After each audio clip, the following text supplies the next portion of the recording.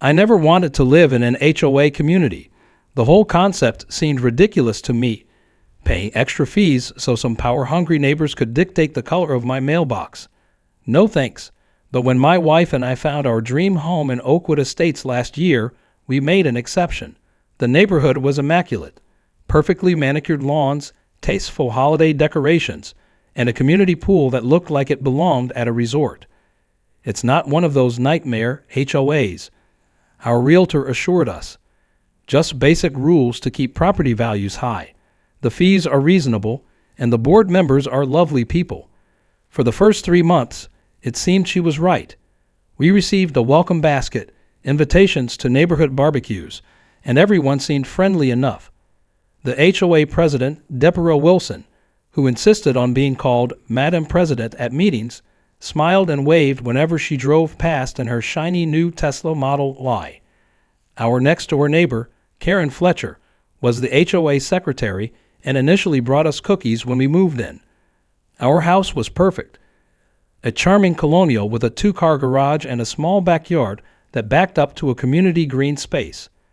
I set up my home office in the spare bedroom facing the street, which gave me a perfect view of the neighborhood comings and goings while I worked remotely for my tech company. The first red flag appeared in our 4th month. I received an official-looking letter from the HOA about our trash cans being visible from the street, a violation of HOA Rule 37.4b. The letter included a $50 fine and a warning that repeated violations would result in escalating penalties. But our trash cans are behind the fence, my wife Sarah pointed out, confused. They can't possibly be visible from the street. I took photos proving our compliance and emailed them to the HOA's official address. 3 days later, we received a response. Upon review, the violation has been confirmed. Payment is due within 7 days. No explanation. No specifics. Just pay up. When I stepped outside that evening to investigate further, I noticed Karen watching me from her porch, phone in hand. As soon as our eyes met, she quickly looked away and went inside. Something felt off, but I couldn't quite put my finger on it. The following weekend, I spotted Karen and Deborah huddled together at the community pool, glancing in my direction and whispering. When I waved, they gave tight-lipped smiles before turning away. That night, I received another email notification from the HOA system. Additional violation observed. Unauthorized modification to external structure. Fine, $150. I had no idea what they were talking about. The unauthorized modification turned out to be the exterior outlet we'd had installed by a licensed electrician, with proper permits, to power our Christmas lights. The previous owners had one in the same location, but it had been damaged, so we simply replaced it. I gathered all the documentation, the work order, receipt, permit, and before/after photos, and requested a meeting with the HOA board. Karen scheduled me for a 5-minute slot at the end of their monthly meeting, 2 weeks away. When I finally got my chance to speak, the board members looked bored. Deborah checked her watch repeatedly, and Karen typed furiously on her laptop, barely looking up. The previous homeowners had an outlet in the exact same location. I explained, showing them the photos. We simply replaced it with a properly permitted, up-to-code version. The previous outlet was grandfathered in, Deborah stated coldly. Any changes require pre-approval from the Architectural Control Committee. But it's the same outlet, just newer and safer, I argued. Karen finally looked up from her laptop. Rules are rules. You can file an appeal with the committee, but the fine stands. Next item on the agenda. Just like that, I was dismissed. As I gathered my documents, I noticed several board members exchanging knowing glances. This wasn't about an outlet. I was being hazed as the new homeowner. The next day, I filed the appeal and paid the fine under protest.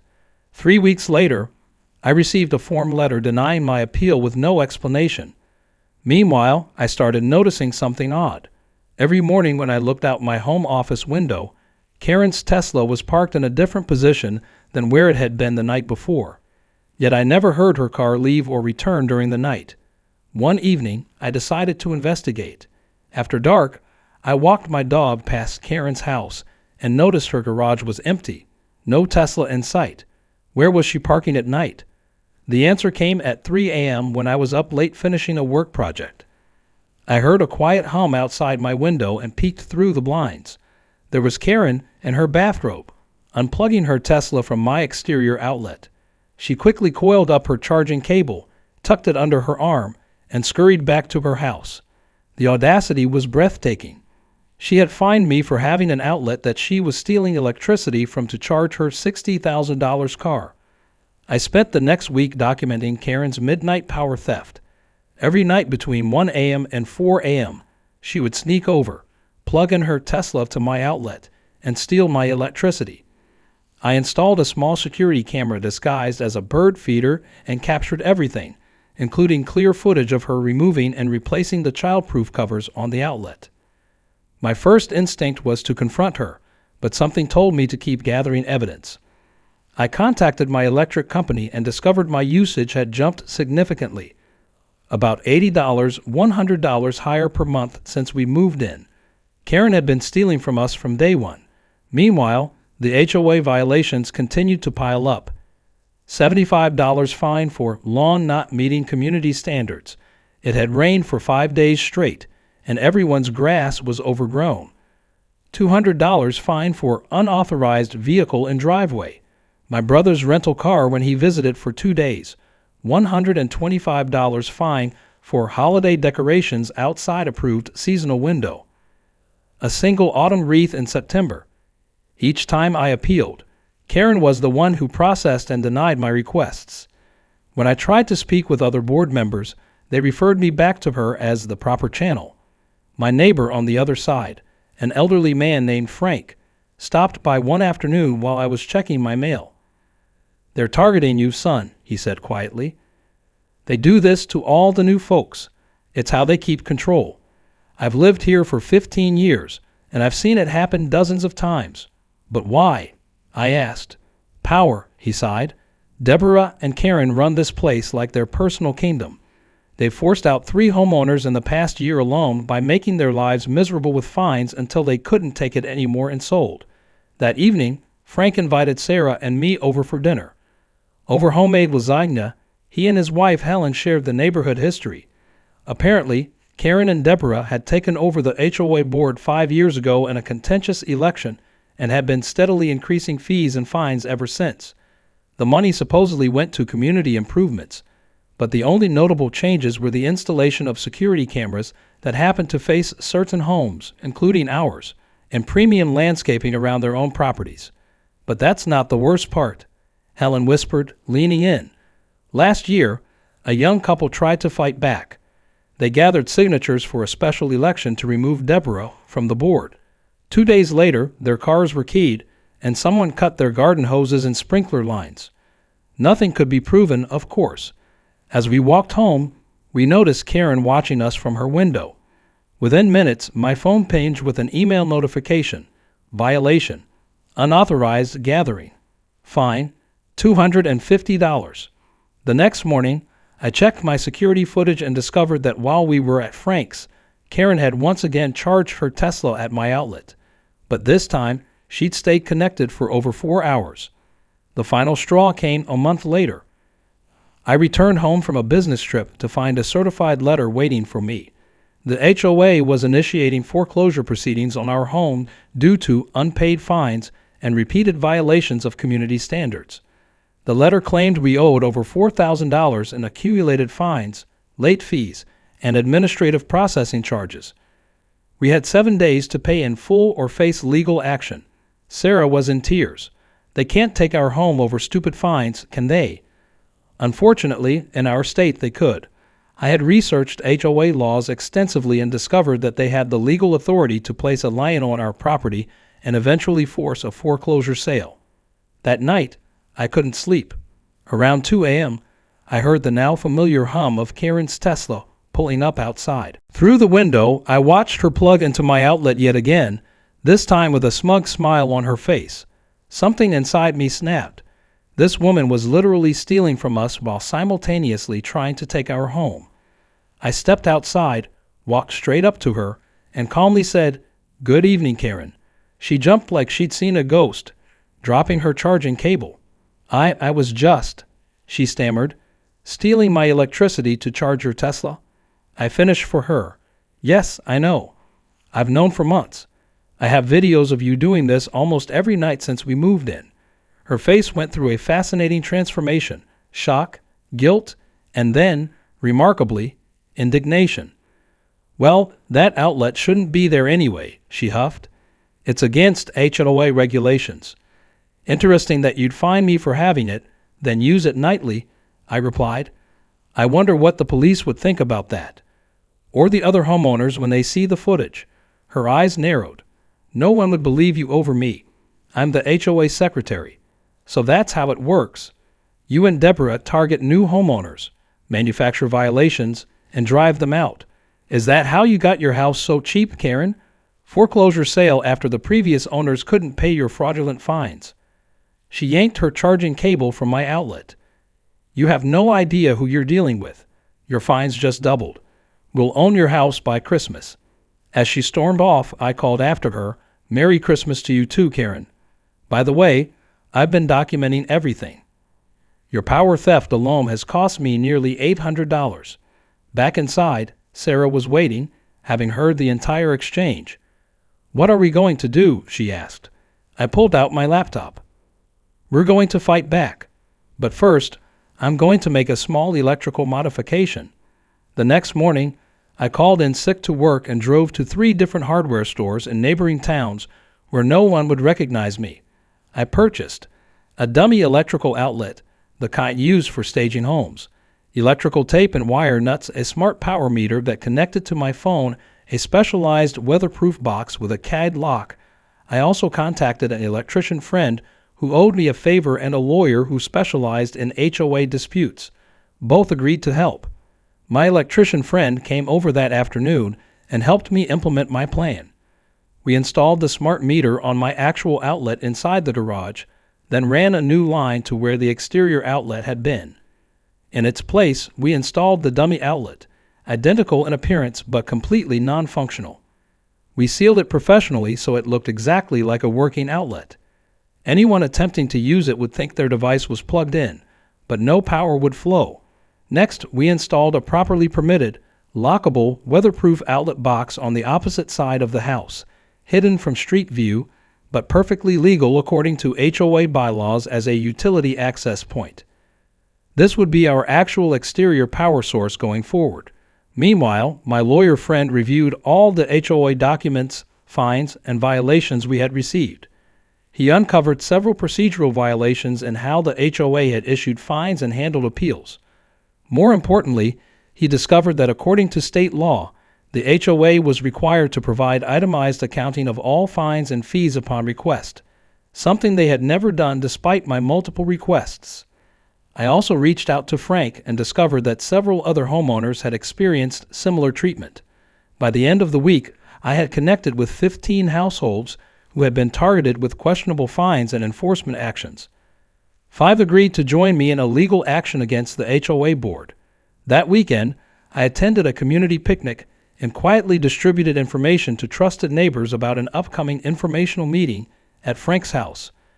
Karen watched me suspiciously from across the park, but couldn't hear what I was saying.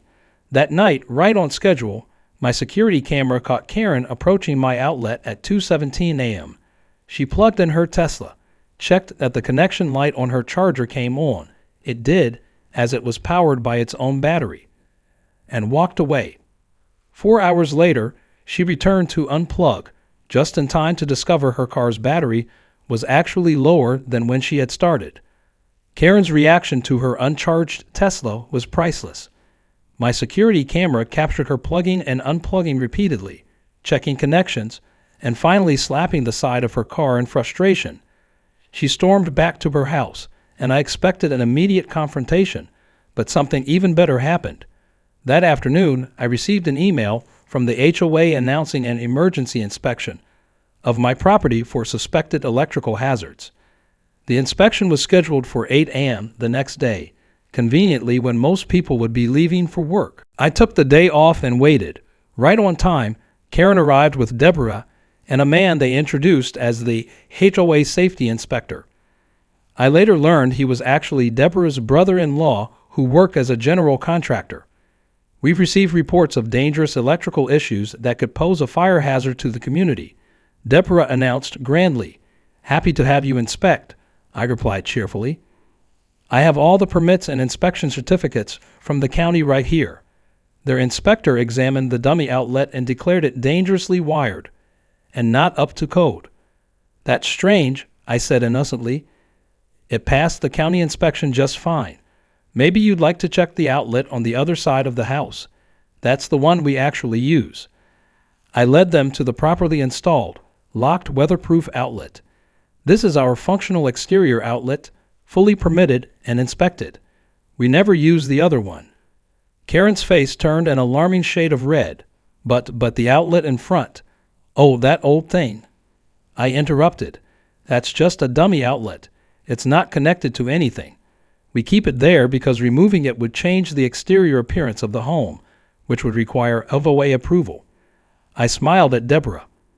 I wouldn't want to violate any rules. Deborah looked uncertainly between Karen and me. Why would you install a fake outlet?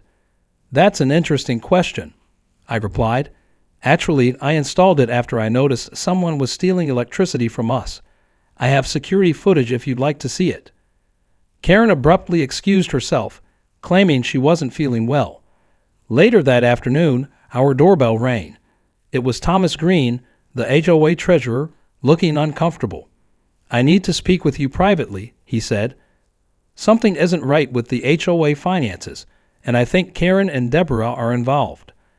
Thomas explained that as treasurer, he was supposed to have access to all financial records, but large portions were kept in a separate system that only Karen and Deborah could access. Recently, he had accidentally received a bank statement showing an HOA account he didn't know existed with over $200,000 in it. The annual budget for the entire HOA is only $90,000, he whispered. Where did that money come from? And why wasn't it in our official accounts? I showed Thomas my collection of fraudulent fines and the evidence of Karen's power theft. He was horrified. This is criminal, he said. We need to call an emergency board meeting. The emergency HOA meeting was scheduled for the following Monday evening. Word spread quickly, and the community center was packed with homeowners, many attending an HOA meeting for the first time in years. Deborah tried to limit the agenda to standard business, but Thomas, emboldened by the large turnout, motioned to discuss financial irregularities. The motion passed despite Deborah's objections. Thomas presented his findings: an unauthorized bank account, mysterious cash transfers, and a pattern of excessive fines concentrated on certain homeowners. When he finished, the room erupted in angry shouts and questions. Karen tried to explain it away as a reserve fund for legal contingencies, but Thomas had brought receipts, literally. He distributed copies of bank statements showing withdrawals coinciding with luxury purchases made by both Karen and Deborah: spa retreats, a timeshare in Florida, and Karen's Tesla down payment. This is slander, Deborah shouted over the crowd. These homeowners are just upset about being held accountable for their violations. That was my cue. I stood up and connected my laptop to the projector. Speaking of violations, I said calmly, I'd like to present evidence of actual criminal behavior by our HOA leadership. I played a compilation of security footage showing Karen stealing electricity from my home on 12 different occasions. I followed it with documentation of my electricity bills showing the increased usage, the fraudulent fines specifically targeting the outlet she was stealing from, and finally, emails showing Karen herself had denied my appeals. The room fell silent. This is just one example, I continued. I've spoken with 15 other homeowners who have experienced similar targeting. We've compiled our evidence and submitted it to the county prosecutor's office this morning. They're very interested in the pattern of selective enforcement, financial mismanagement, and what appears to be a systematic effort to force certain homeowners into foreclosure. Karen jumped to her feet. You can't prove any of this, and even if I did use your outlet occasionally, it's just a few dollars of electricity. Frank stood up slowly. It's not about the electricity, Karen. It's about the abuse of power. You and Deborah have turned our neighborhood into your personal fiefdom. You've driven good people away and created a climate of fear. Other homeowners began sharing their stories. Fines for invisible violations, denied appeals without explanation, threats of liens and foreclosure. The dam had broken. Thomas called for an immediate vote to remove Deborah and Karen from the board. The motion passed overwhelmingly. As a final measure, he proposed a forensic audit of all HOA accounts and a temporary freeze on all outstanding fines pending review. Deborah grabbed her designer purse and stormed out. Karen followed, pausing at the door to glare at me. "This isn't over," she hissed. I smiled back. "Actually, Karen, I think your power has been disconnected." In the weeks that followed, our community underwent a remarkable transformation. The forensic audit revealed that Karen and Deborah had embezzled nearly $350,000 over 5 years through their scheme of fraudulent fines and hidden accounts. The county prosecutor filed criminal charges, and both women were arrested for fraud, embezzlement, and abuse of power. A temporary board was established with Thomas as acting president. All outstanding fines were reviewed, and most were invalidated. Homeowners who had been forced out through fraudulent foreclosures were contacted, and a class action lawsuit was initiated against the former board members personally. Karen and Deborah's homes were suddenly put up for sale, and they both moved out almost overnight. Rumor had it they were trying to liquidate assets before the civil suits hit. Karen's Tesla disappeared, repossessed, according to Frank's wife, who worked at the local credit union. Our new HOA instituted major reforms: term limits for board members, transparent accounting practices, a requirement for multiple quotes on all contracts to prevent nepotism, and a formal appeals process for all violations that included independent review. As for my famous outlet, I kept the dummy in place as a conversation piece. Whenever new neighbors moved in, I would tell them the story of the great power heist, as a reminder of what happens when people abuse their authority. 6 months later, I received an unexpected letter. It was from the county courthouse, informing me that Karen had pleaded guilty to lesser charges in exchange for testimony against Deborah. Part of her community service involved teaching classes on HOA ethics and proper governance. The following week, a small package arrived at our door with no return address. Inside was a check for $832.67 with a post-it note that simply read, "For the electricity." I framed the check without cashing it and hung it next to the dummy outlet in our garage. A reminder that in the end, justice always finds a way to plug in. Our neighborhood is different now. The lawns aren't quite as perfect, and you might occasionally see a trash can from the street on a windy day. But the community is stronger, the fees are lower, and people actually wave and talk to each other again. As for me, I eventually joined the HOA Architectural Committee. My first proposal: installing free electric vehicle charging stations in the community center parking lot, available to all residents, no dummy plugs required.